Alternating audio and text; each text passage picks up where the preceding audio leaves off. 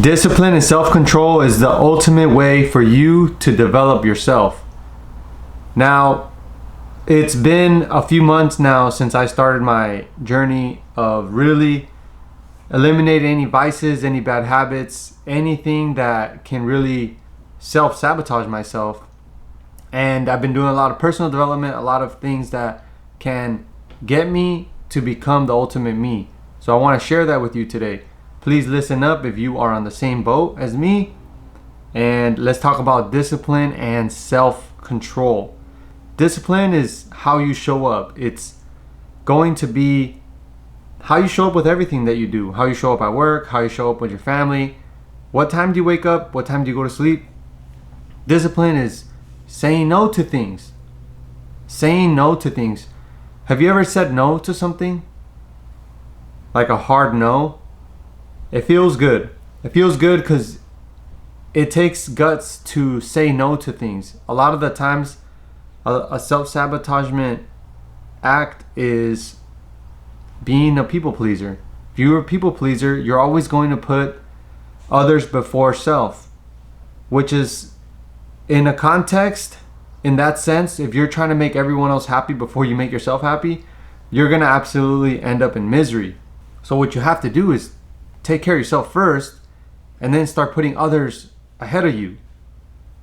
But the self-discipline, what I'm trying to tell you here is it matters to have them aligned. What is your values? Can you write them down so that way you can make quicker decisions? I train people in businesses in this. I help them create a code of honor, which is a set of rules. It's a set of rules so that way people can still break rules, but there's going to be consequences when you break the rules. And if you have a set of rules for your life, you are going to make quicker and better decisions for yourself. This has worked for many years. It's something that a lot of people do. What are your core values? A lot of companies like to use core values for people to create a culture, for people to follow along with what they're doing. So that way everyone is aligned. Staying consistent with your disciplines. Are you exercising? What are you eating? It's tough. It's going to be tough to stay committed to what you're going to do. You're going to be in an unfamiliar space. And I would say if you have any issues with vices as far as smoking, drinking, drugs, you're going to have to gradually get off of that stuff. It voids everybody knows, like it's a way to steal your happiness for tomorrow. You're not solving anything. You're just voiding a pain, and you need to go through that pain in order to break through to the next level. I read this part in the book, As a Man Thinketh. It says, good thoughts bear good fruit. Bad thoughts bear bad fruit. So a lot of the times, if you are a criminal, if you were going to do any type of criminal activity, you created that thought sometime long before you actually do the act. So a criminal just doesn't think, I'm going to go rob a bank. They already had that thought before even doing that. So they created that in their mind and they ended up doing the criminal activity. A criminal just doesn't become a criminal at birth. His criminal starts with the thought of desire. What are they desiring?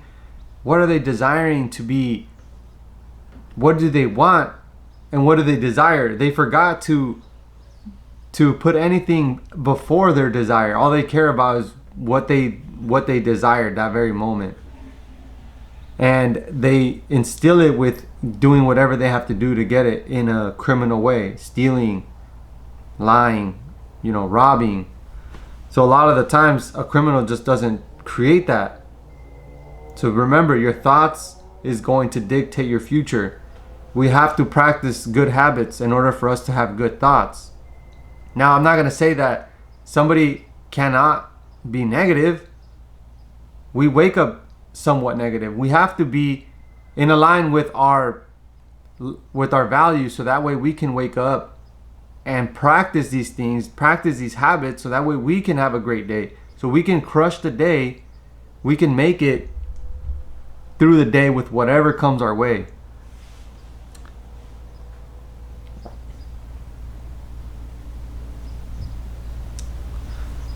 Self-control has a lot to do with your desires too.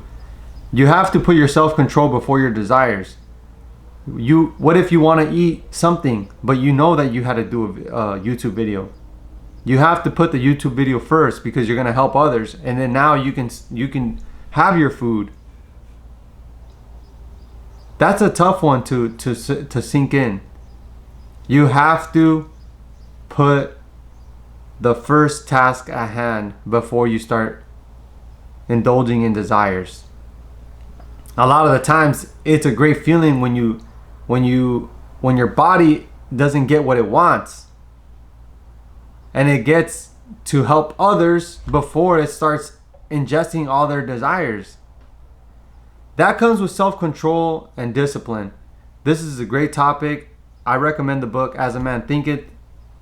It's a great book for someone to start thinking more thoughts, more clear thoughts, and more controlled thoughts.